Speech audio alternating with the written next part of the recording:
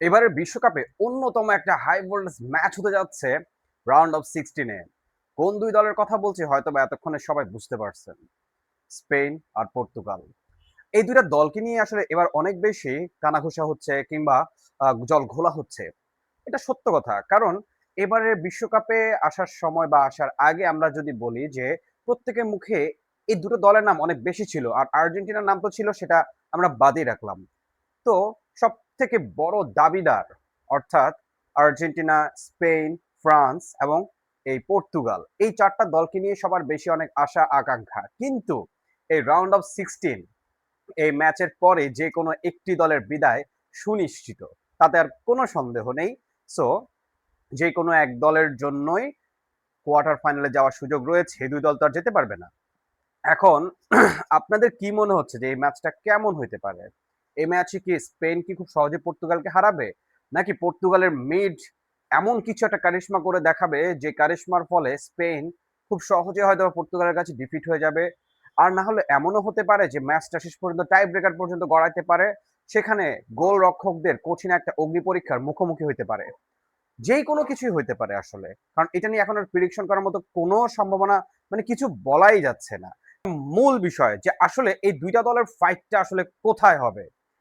সবথেকে বড় বিষয় হচ্ছে যে এই ২ দলেই আছে বিশ্বসেরা মিডফিল্ডাররা। এবং ২ দলের মিডফিল্ড হচ্ছে এবারের বিশ্বকাপের অন্যতম সেরা মিডফিল্ড গুলা। সো সেই জায়গায় আমরা যদি মিডফিল্ডার একটু প্লেয়ার গুলার নাম আগে বলি, যে পর্তুগালে আছে ভিতিনহা, নেইভেস, তারপরে রাফায়েল লিয়াও কিংবা ওখানে জোয়াও ফেলিক্স, আবার পেদ্রো নেতো কিংবা বার্নার্দো সিলভা, মাঝখানে হচ্ছে ব্রুনো ফার্নান্দেজ। আর একেবারে স্ট্রাইকারে আছে কি আমাদের CR7। আর অন্যদিকে আমরা যদি স্পেনেরটা দেখি, স্পেনের যদি আমরা বলি তাহলে Lamine Yamal, Rodri, Pedri, Dani Olmo. So আর স্ট্রাইকার কে থাকতে পারে? অবশ্যই ওয়ারজাবাল। এখন সব থেকে বড় বিষয় হচ্ছে যে এই দু দলের মিডফিল্ড নিয়ে বোঝা গেল যে কি অবস্থা হতে পারে। সো মিডফিল্ডটা আসলে যাদের দখলে থাকবে এই ম্যাচে তাদের দিকে ফলাফলটা অনেকাংশে আগায়া যাবে।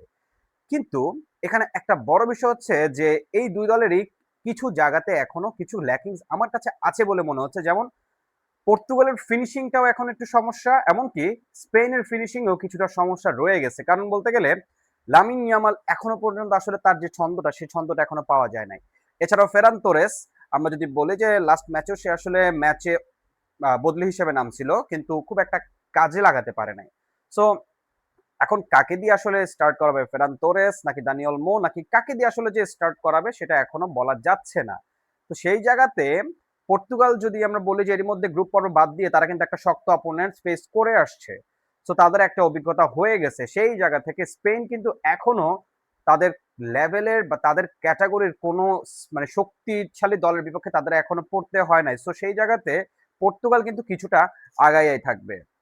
আর একটা বিষয় হচ্ছে যে পর্তুগালের ক্ষেত্রে যদি আমি বলি যে পর্তুগালের যে ফিনিশিং লাইন, সেখানে আসলে গঞ্জালো রেমোস থাকবে নাকি রোনালদো থাকবে, এটা অনেকখানি ডিপেন্ড করতেছে। কারণ রোনালদোর বয়স হয়ে গেছে, আপনি যাই বলেন নাই বলেন না কেন, রোনালদো আগের যে রোনালদো সেই রোনালদো এখন আর নাই।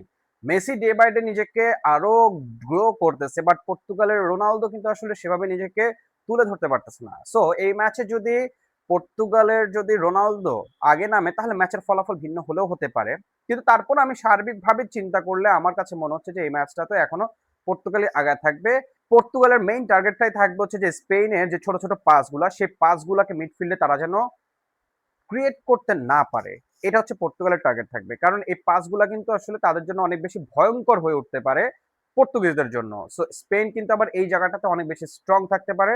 আর যেহেতু স্পেন একটা নতুন একটা দিকে আসতেছে, বলতে গেলে যে তারা একটা গ্রুপ পর্বে মোটামুটি একটা নরমাল একটা ফেজ পার করে এসে এবার তারা ফার্স্ট টাইম একটা ওর্জি অপোনেন্টের সাথে খেলবে। সো তারাও অনেক বেশি এখানে আসলে একটা চিন্তার মধ্যেই থাকবে। সো এটা কোনো চারটিখানি বিষয় নয়। পর্তুগালের ডিফেন্স নিয়ে আসলে কিছু বলার না, কারণ পর্তুগালের ডিফেন্স আসলে অনেক strong. Joao Cancelo, Nuno Mendes, Ruben Dias, Veiga. So তাদের ডিফেন্স নিয়ে আসলে কোনো ইয়ে নাই। সো তাদের ডিফেন্সটাও স্ট্রং। আর অন্যদিকে আমরা যদি বলি যে স্পেনের ডিফেন্সও আসলে কিন্তু খুব সহজ ডিফেন্স নয়, তাদের ডিফেন্সটাও বেশ স্ট্রং।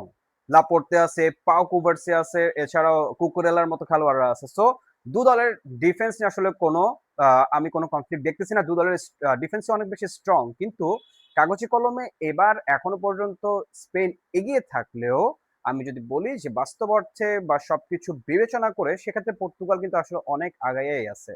কারণ যেহেতু পর্তুগাল একটা ওরতি অপোনেন্টের সাথে খেলে তাদের কিন্তু তাদের আত্মবিশ্বাসটা অনেক বেড়ে গেছে। সো তারা ওইটা অনেক বেশি এটা স্পেনের বিপক্ষে কাজে লাগাবে। অন্যদিকে স্পেন যেহেতু এখনো সেরকম কোনো সুযোগ পায়নি, সো তাদের জন্য কিছুটা হলেও কঠিন হবে।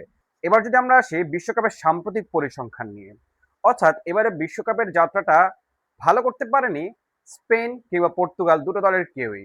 স্পেন কেপ ভার্দের বিপক্ষে গোল শূন্য ড্র করেছে, আর এটার সব থেকে বড় একটা জায়গা হচ্ছে যে কেপ ভার্দে এবারে বিশ্বকাপে নিজেদের জাতটাকে চিনিয়ে দিয়েছে, এবং এবারের বিশ্বকাপ আর যাকেই মনে রাখুক বা যাকেই ফেলে দিক না কেন, কেপ ভার্দেকে এবারে বিশ্বকাপ কখনোই ভুলতে পারবে না।